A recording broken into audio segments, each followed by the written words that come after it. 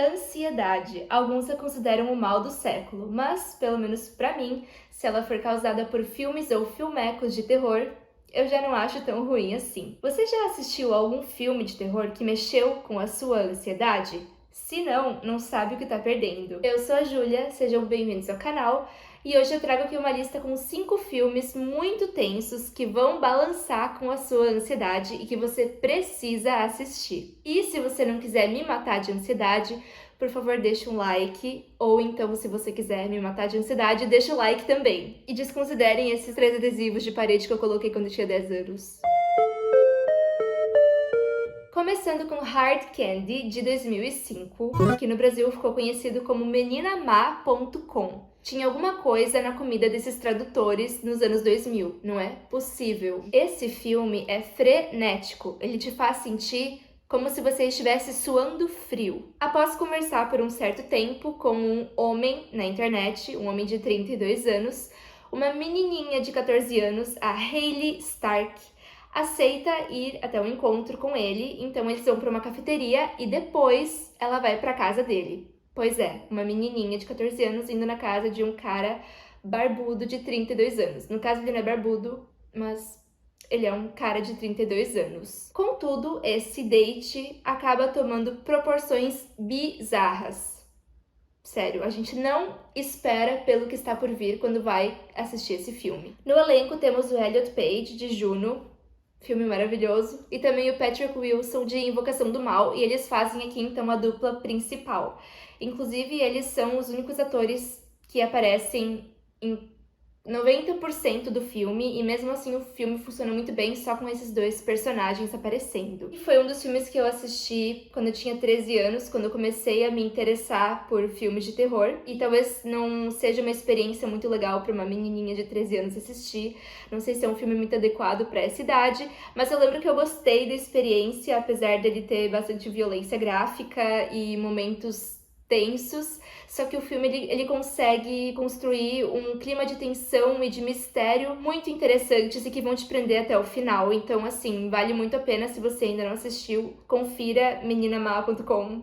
Esse título estranho, mas enfim. E até hoje eu acho que ele é uma das melhores opções de filmes com histórias desses tipos, com casos em que tem uma menininha, um adolescente falando com um cara mais velho na internet. Com certeza é um filme de terror psicológico que vai chegar na sua ansiedade. Ai, olha o calor que tá. Como se ventilar com seu próprio cabelo. Vamos falar agora de uma história muito absurda e bastante intensa, de 2017, que conseguiu me entreter do início ao fim. Estou falando de Vingança, o primeiro filme dirigido pela mesma diretora de A Substância. Filme aí que ficou muito famoso em 2024, inclusive tá super indicado aí nesse novo Oscar desse ano. Mas o filme que eu trago aqui pra essa lista é o primeiro filme dela, Vingança. Foi claramente inspirado na história A Vingança de Jennifer, um filme que também inspirou outros filmes que talvez você já ouviu falar, como Doce Vingança. E eu não sei se quem tá me assistindo também tinha Sky, tinha esse privilégio quando era criança, mas até uma época quando eu ainda era adolescente, mesmo quando os streamings já começaram a ganhar mais força,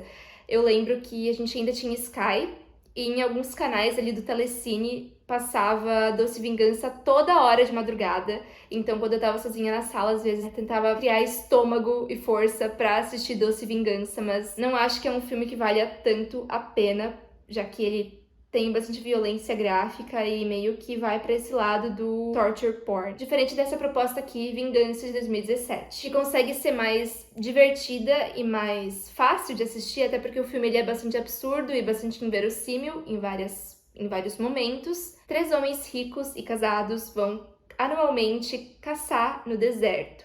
E dessa vez, um deles leva sua amante. Só que aí, à medida que o tempo passa, eles acabam chegando numa situação em que ela acaba ficando abandonada pra morrer. E eles não contavam que ela não morreria.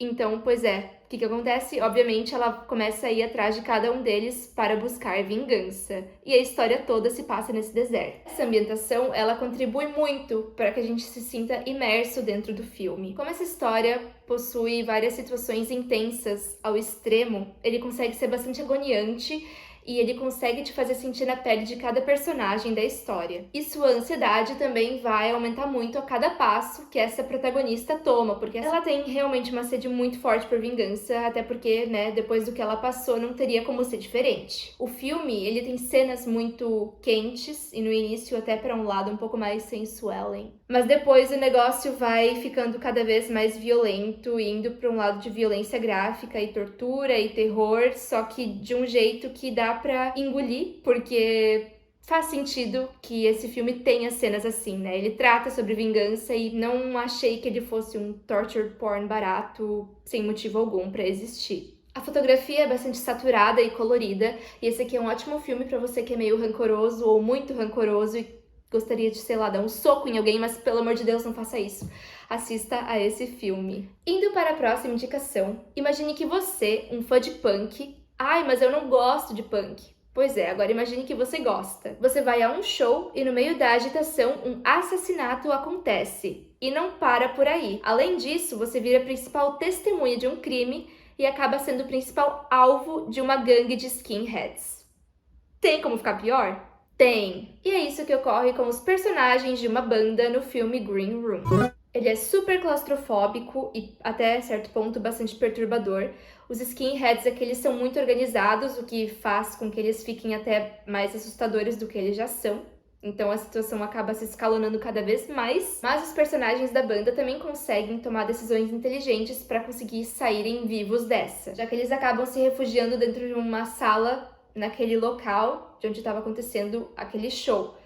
E óbvio que eles acabam ficando meio que presos lá dentro, então por isso que tem essa situação de claustrofobia, e nem não conseguem sair, ao mesmo tempo eles começam a meio que dar uma negociada com os skinheads, e é uma situação com bastante terror psicológico e gráfico também, cada vez mais intenso à medida que o filme passa. E como em qualquer casa de show, a iluminação aqui é bastante escura, e o filme é bem barulhento. A história consegue te fazer sentir como se você estivesse ali dentro de um rolê em que tava tudo certo e de repente dá um giro de 180 e tá todo mundo em perigo. Eu não sou a maior fã de rock que tem, mas eu já frequentei alguns lugares assim. Se tem uma coisa que eu posso falar é que realmente tem todo tipo de pessoa, e eu não sei como, mas o rock acaba unindo, então desde gente anarquista, a comunistas, a galera de direita, tem de tudo. Até católico, fã de rock, eu acho que eu já conheci nesses rolês de rock que eu participei. Parando pra pensar, é uma situação muito propensa a acontecer algo tenebroso como acontece aqui no filme.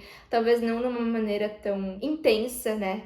Com os skinheads. Foi uma boa sacada e talvez até bastante realista trazer uma história assim para um filme de terror. Esse filme aqui ele vai conseguir deixar qualquer pessoa ansiosa, principalmente se você também for fã de rock ou gostar de sair de casa para dar rolê, ou enfim, for uma pessoa mais social. Porque você vai acabar se identificando muito com os personagens ali que estão sendo vítimas da situação. Na quarta recomendação, trago aqui Speak No Evil, de 2022.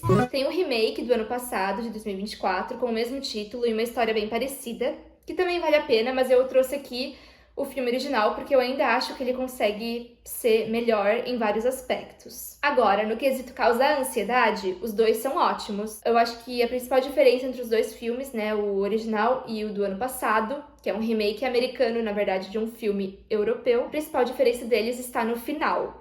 Então, assim, qualquer uma das opções vai conseguir mexer com a sua ansiedade, mas eu ainda acho que vale mais a pena começar assistindo ao filme original. Uma família dinamarquesa conhece uma família holandesa durante as férias. Os holandeses os convidam para passar uns dias em sua casa e eles aceitam. Ao longo da estadia, a família holandesa vai colocando os convidados em situações cada vez mais desconfortáveis, mas com um sorriso no rosto. Ao mesmo tempo que eles estão sendo super inconvenientes com a família que eles convidaram para sua casa, eles são os donos da casa. Então fica esse clima meio estranho, né? Os convidados não sabem muito bem como agir, mas vagarosamente as situações começam a escalonar e passam de um nível de inconveniente para inaceitável. E é muito interessante observar como essa família dinamarquesa vai aceitando tudo e permitindo que as coisas aconteçam, mesmo que elas coloquem a família em perigo. Eles não vão embora, eles não se impõem, eles são muito passivos, eles aceitam as coisas que estão acontecendo,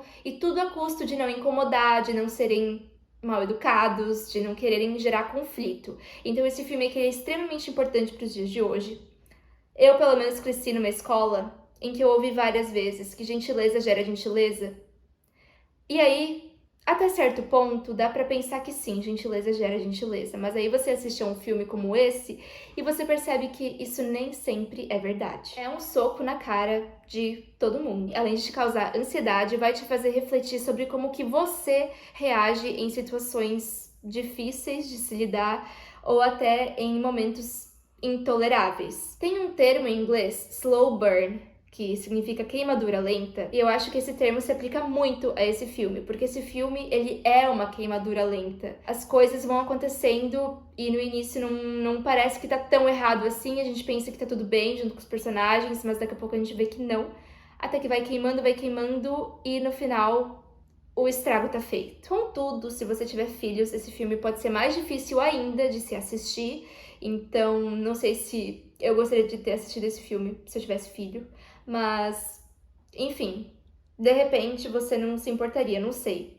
Fica aí de aviso. Mas é uma experiência inesquecível. Eu, pelo menos, nunca vou me esquecer do quanto esse filme me impactou quando eu assisti pela primeira vez em 2022. A última indicação que eu trouxe se trata de um filme pouquíssimo conhecido de 2020, One BR. Sarah se muda para um condomínio que escolhe os residentes através de um processo seletivo. A comunidade parece tranquila até o momento em que Sarah descumpre uma regra e ela descobre o lado obscuro do local. No início a gente vê que aquele condomínio tem um lado sombrio, mas a gente pensa, ok, tem um lado sombrio, mas tudo bem. Só que não para por aí. À medida que o filme anda, a situação se mostra muito mais macabra e muito pior do que ela aparenta inicialmente. Esse filme ele é de certa forma bastante simples e até mediano, ele não é uma obra-prima, mas ele consegue te prender do início ao fim, é uma história bem construída e você consegue se sentir agoniado junto com a personagem principal. Acima de tudo, é uma história para lembrarmos que o barato sai caro.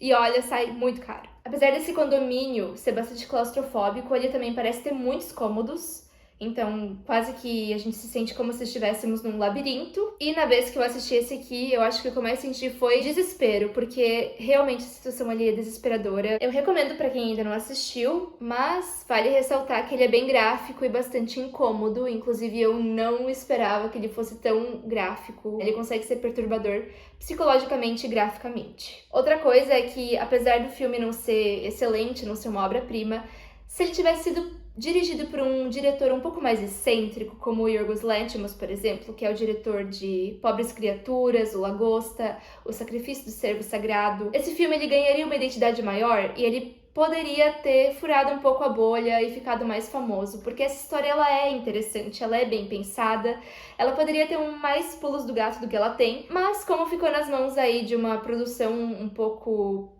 mais barata, né, tem um orçamento mais baixo, ficou apenas um filmeco de terror, um bom filmeco de terror lançado durante a pandemia. Fica aí de recomendação e com certeza ele vai te deixar muito ansioso do início ao fim. Essas foram as indicações, então tchau! Plot twist! Para você que ficou até aqui tem mais uma recomendação. Imagine um local belíssimo, uma mansão, super isolada no meio do nada, na verdade no meio de um lugar com muita natureza, onde vivem apenas uma mãe e seus 2 filhos. Só que aí a mãe sai de casa para fazer uma cirurgia plástica no rosto e quando ela volta, toda enfaixada, começa a agir de jeito estranho, de forma que os filhos não a reconhecem mais. E aí a gente não sabe mais se aquela mulher realmente é a mãe deles ou não. Desesperador. Essa é a premissa de Boa Noite Mamãe de 2014. Inclusive, o que me fez querer assistir esse filme quando eu assisti há uns 5 anos atrás foi ver algumas imagens do filme e ver aquela mãe com aquele rosto todo enfaixado. Que medo dessa mulher. Acho que é uma situação bastante estranha, né? Imagina uma pessoa volta de um local onde ela fez cirurgia plástica e ela tá toda diferente, ela age diferente. E a gente passa a duvidar junto com aqueles meninos se de repente aquela mulher não é mais a mãe deles, se é uma outra pessoa. Só que eu não esperava que esse filme fosse me deixar tão ansiosa do jeito que ele me deixou. O filme é dirigido pelos mesmos diretores de O Chalé e um outro filme de 2024 chamado O Banho do Diabo, que eu não amei muito, mas aí, enfim, O Chalé e O Banho do Diabo também são filmes que podem te deixar ansioso. Fica aí de recomendação bônus pra você que gosta de desgraçar a cabeça que nem eu. E agora sim, essas foram as recomendações para hoje. Espero que eu consiga deixar vocês bastante ansiosos com as dicas que eu trouxe aqui. Se gostou do vídeo, deixa um comentário. Se você tem algum filme que também te deixou muito ansioso e que eu não trouxe nessa lista, pode comentar. Eu acho que essa é a melhor parte do YouTube, conseguir conhecer dicas novas de filmes que a gente ainda não assistiu, principalmente de terror, que é um gênero tão criativo e que sabe deixar as pessoas ansiosas. E é isso, até a próxima!